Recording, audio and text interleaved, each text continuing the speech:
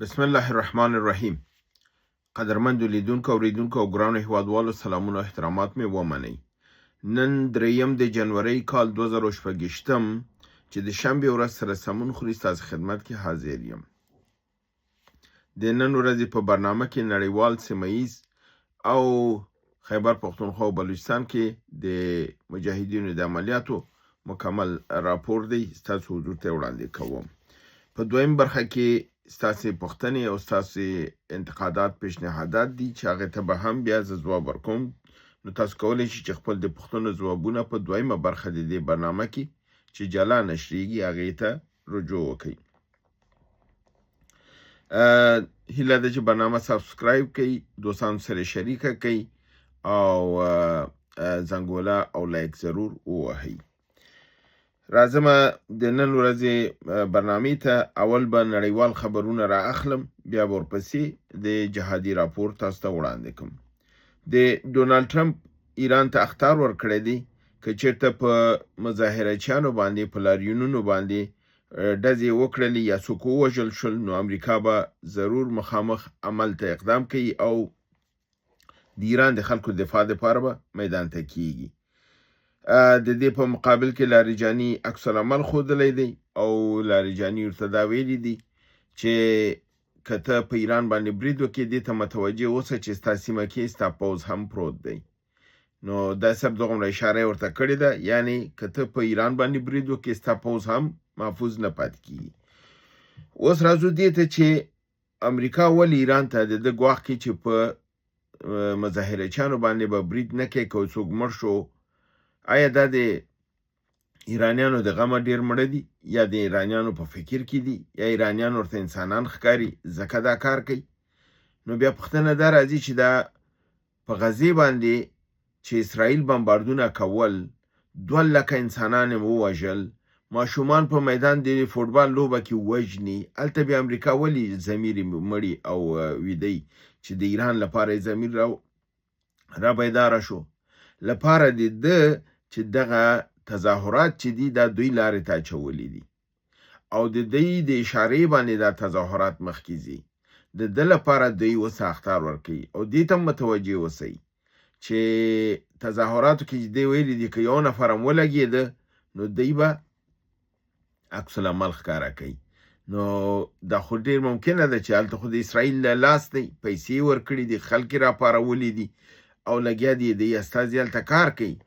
ځکه چې دا خو د سرغنو په ذریعه باندې کیږي، پیسې اخلي، دننه ټولنه کې کار کوي، خلک راپاروي راپاسوي. نو همدغه کسان خپله ډزې کوي، خپله کسان هم وژني، بیا نړۍ ته دا وایي چې دغه د ایران دومره کسان ووژل. تر اوسه پورې 6 ورځې د جریان نه تېرېږي او په دې 6 ورځو کې 119 کسه ژوندي نیول شوي دي او په حدود د بعضې خبرونه رسمي خبرونه وایي چې 7 تنه وژل شوي دي په دې دغو کې او بعضې وایي چې 6 وژل شوي دي. نو وژل شوي خو دي، دا چې اوس حکومت وژلي دي یا د اسرائیلو لاسپوڅو دا کار کړی دی چې خلک ووژني چې امریکې ته بهانه جوړه کړي، ځکه چې امریکې ویلي دي که کسان ووژل شي زه به برید کوم. نو دا مهم دغه دا دی چې دغه تیرو 6 میاشتو کې چې دی برید ونه که دغومره کار یې وکړ چې خلک یې راپارولي دي، خلکو سره اوچت شوي دي. 22 ښارونو کې خلک تظاهرات ته راوچت شوي دي، 22 ښارونو کې او 119 کسه تر اوسه ایران حکومت نیولي دي په دې تهمت باندې چې د هغه کسان دي چې خلک راپاروي، توروي او د حکومت په مقابل کې هڅوي او شعارونه داسې ورکوي چې ضد د نظام شعارونه ورکوي. یعنی تظاهرات لا کوم هدف لپاره چې دي چې د خلکو ضرورتونه دي هغه نه دي، بلکې سیاسي شعارونه ورکوي، مرګ پر فرضاً په نظام باندې وایي او زنده باد شاهي نظام وایي، د رضا شاه پهلوي د زوی په ګټه چې هغه د یهودانو زوم هم دی او د هغې خاص سړی دی، نو په دې لپاره د هغې نوم دغه کیږي. نو دا د ښکاره خبر دی چې دا د امریکایانو په اشاره باندې دا تظاهرات شوي دي او اوس هغې دا پلمه لټوي چې که څوک ووژل شو زه به تا برید کوم. اما همدغه واقعیت چې په نړۍ په بل ځای کې کېږي او په فلسطین کې کېږي 2 لکه انسانان یعنې 70,000 وژل شوي دي او 1,10,000 ټپیان شوي دي. هلته د امریکا ضمیر مړ و، هلته ضمیر ویده و. اما ایران کې که وایي که یو نفر ولګېده زه بیا راځم. نو دغه د نړۍ دغه سیستم دی، دغه حقوق بشر دی. یو ځای کې حقوق بشر مړ کېږي، یو ځای کې حقوق بشر را ژوندی کېږي. دا هغه شی دی چې تاسو باید ورته متوجه اوسئ. دویم خبر دا دی چې د پاکستان د بهرنیو چارو وزارت ویان اندرابي ویلي دي چې موږ د افغانستان د خلکو ارادې ته احترام لرو او په افغانستان کې تغییر د نظام نه غواړو. یعنی دوی یو قدم خپل د خبرونه اوس شاته لاړل، ځکه چې دوی دا شعار ورکوي چې موږ په افغانستان کې تغییر د نظام غواړو او دا نظام راپرځوو. ښکاره یې ویلې راپرځوو. د په جواب کې ذبیح الله مجاهد هم نن خبرې کړي دي او هغه ویلي چې افغانستان باندې پاکستان خپل تسلط غواړي، خپل نظام قایمول غواړي، د ده نه د پاکستان لاس واخلي، کنه د دې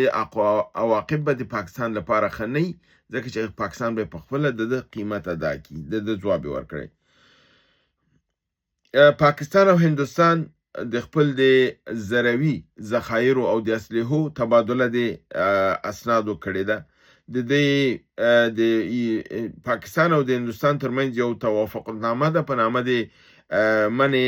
د حملو منې په باره کې چې دا په 1 د دسمبر 1988 کې دا معاهدې ته په توافق رسیدلی و. بیا په 20 د جنوري 1991 کې دا امضا شوله او په 1 د جنوري 1992 کې دا پیاده شوله. او د دې په اساس باندې هر کال په 1 د جنوري باندې هندوستان او پاکستان یو بل ته لیستونه د خپل د اتومي ذخیرو ورکوي، معلومات ورکوي او خپل د نظامی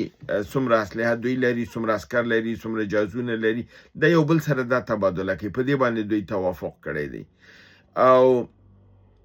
تبادله هم داسې کېږي چې هندوستان وزارت خارجه د اسناد سفارت د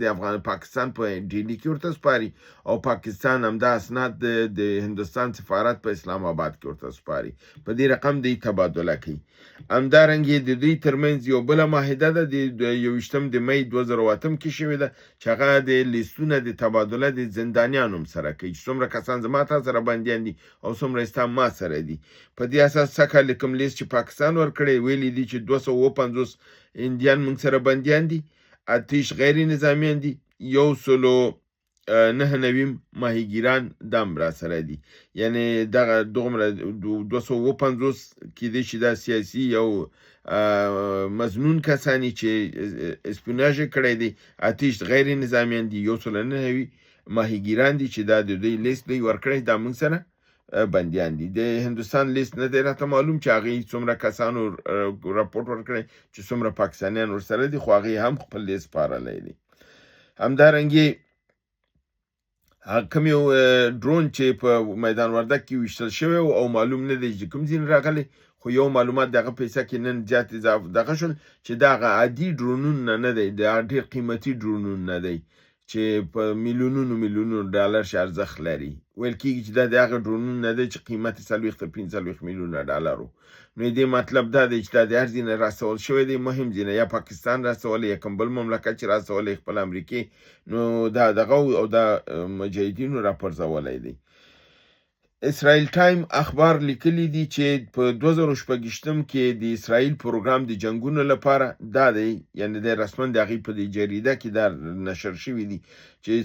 2016 کې به اسرائیل د ایران، لبنان او سوریې سره جنگونه کوي. یو سوریې باندې به دا بمباردم کوي، هغه کوم ځایونه چې ځکه د سوریې کې د اسلحې ځایونه وهي، مهماتو ځایونه وهي، نظامي ځایونه ورته وهي چې بالکل خونسای کې د منځه ویسي چې دا مملکت باید څه ونه لري چې سبا دوی پرې ورننوځي، بیا نو دوی مخه به صافه وي. او بل لبنان باندې ویلي چې بریدونه به کوي سږکال او د ایران سره به جګړه کوي. د امریکې سره د اسرائیل د خبرو په دغه کې دا ویل شوي دي چې نتنیاهو ډونالد ټرمپ ته دا پیشنهاد کړی چې فرضاً د ایران په هکله چې حملې لپاره دی خپله ته حمله وکړې صحیح ده، یعنی که ما نه پرېږدي زه حمله وکړم، خپله حمله وکړه. امریکې ته یې ویلي دي که ته خپله حمله نه کوې زه حمله کومه، ته صرف ما تایید که چې هغې کې هم دی تر اوسه توافق ته نه ورسېدلي او بل یې دا ویلي چې پخوا غوندې زه ورته یو ځای به پرې حمله وکړو راځه چې دواړه یې ووهو نو دا درې شرطه اسرائیل امریکې ته ایښي دي اما د امریکې ځواب لا تر اوسه ورته نه دی ورکړل شوی راځو د خیبر پختونخوا او بلوچستان کې د جهادي راپورونو باندې په پاکستان کې خبر دا دی چې د پاکستان په وزارت دفاع باندې د ډرون برید شوی دی او ویل کېږي چې وزیر دفاع یعنی خواجه آصف ټپي شوی دی او په بستر کې دی همدارنګه پرون په اول د جنوري باندې په خیبر پختونخوا کې ټول 9 بریدونه شوي دي یعنی په بنو کې 2 بریده شوي دي جنوبي وزیرستان کې 3 شمالي وزیرستان کې 1 پیښور کې 2 او خیبر کې 1 چې په بنو کې پوځي چاونۍ باندې د مجاهدینو خپل جوړ شوی توغندۍ یعنی AF-70 الفاروق د خپل د مجاهدینو جوړ کړی توغندۍ دی 80 کیلو وزن وړلی شي او خپل یعنی لږ ساحه وهي د چاونۍ په دننه په کم کې استعمال کړی دی دننه چې دا کم کې چاودېدلی دی د SSG کمانډو عسکران فوجیان یې وژلي دي او نور عادي فوجیان یې هلاک کړي دي پوځیان او ډېر زیات یې نور ټپیان کړي دي د همدې ولسوالۍ په لیړه پل پر پوستې باندې تعرضي برید کې مالي او ځاني تلفات اوښتي دي جنوبي وزیرستان شکتوی ولسوالۍ ډي چوک په سیمه مجاهدینو د پوځ 2 پرلپسې غبرګ بریدونه کړي مالي او ځاني تلفات یې اړولي دي د یادې ولسوالۍ په پیاژه سیمه کې د راسکوف په برید کې یو څارونکي کامره ویجاړه شوې ده شمالي وزیرستان میرانشاه ولسوالۍ غونډه تیره پوستې باندې د راسکوف په برید کې یو عسکر وژل شوی دی یو امنیتي کامره ویجاړه شوې ده FR پېښور ولسوالۍ د TIA معلومات په اساس د FC عسکر ریحان ونیوه او بیرته د مشرانو د قومي مشرانو په ضمانت سره خوشی که په دې شرط سره چې بیرته پوځ سره به نه یوځای کیږي د FR پېښور شرکیره حسن خیلو په تړونی خولي سیمه باندې پوستي جوړولو په بوخت عسکرو باندې د راسکوف په برید کې یو عسکر وژل شوی دی او 2 نور ټپیان شوي دي خیبر ولایت باړې ولسوالۍ اکاخیلو سیمه کې د عالم کلي مجاهدینو کمین نیولی چې د پوځ سره اوږده جګړه شوې ده دې جګړې 8 ساعته دوام کړی دی 8 پوځیان وژل شوي دي 8 ټپیان دي او ډېر زیات غنیمت د مجاهدینو لاسته ورغلی دی اوس د تاسو ته هغه راپور وړاندې کوم چې د دسمبر کال 2015 کې مجموعاً په پاکستان کې 201 عملیات ترسره شوي دي شمالي وزیرستان کې 53 عملیات وزیرستان جنوبي کې 50 عملیات په ټانک کې 1 خیبر پختونخوا کې 20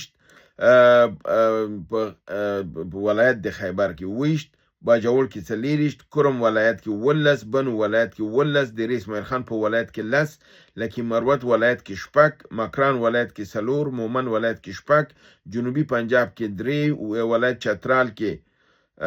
همدارنګه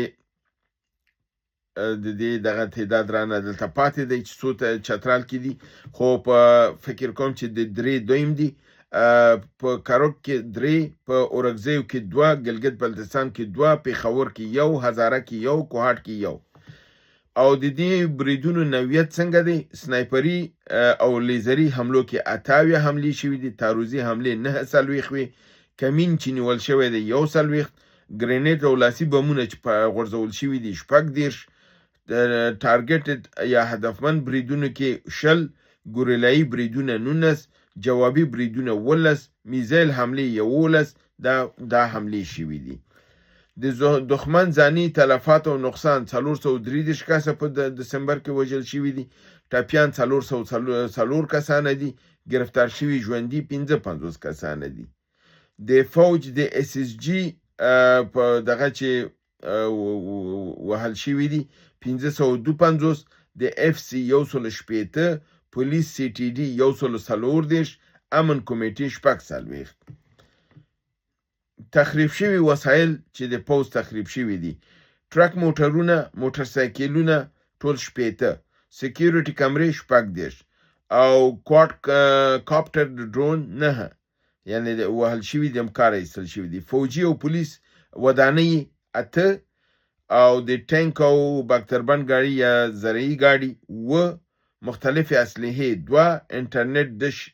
سیستم 1 راشن ډیپو 1 د اوبو سیستمز 1 دا ټول تخریب شوي دي او بعض شیان په دې کې د غنیمت شوي دي. ترلاسه شوي غنیمت مال د تعداد دا دی: مارټر او راکټ لانچر 101 دانې نیول شوي دي، مختلف اسلحې 950 لاسته راغلي، ګرینیډونه 15 لاسته راغلي دي، کواد کاپټر ډرون 2 لاسته راغلي دي، مختلف موټرې 2، موټرسایکلونه 2، تجهیزات، جاغورونه، ګوله بارود، نقدي، خوراکي او نور لوازم مجاهدینو غنیمت نیولي دي. دا و د دسمبر د میاشتې او همدارنګې د پرون ورځې راپور چې تاسو ته مې وړاندې کړ. هیله ده چې برنامه وګورئ، خوښ کړئ، دوستانو سره شریکه کړئ. تر بل برنامې چې تاسو حضور ته حاضرېږم، تاسو په لوی پروردګار د عالمیانو سپارم. وما علینا الا البلاغ.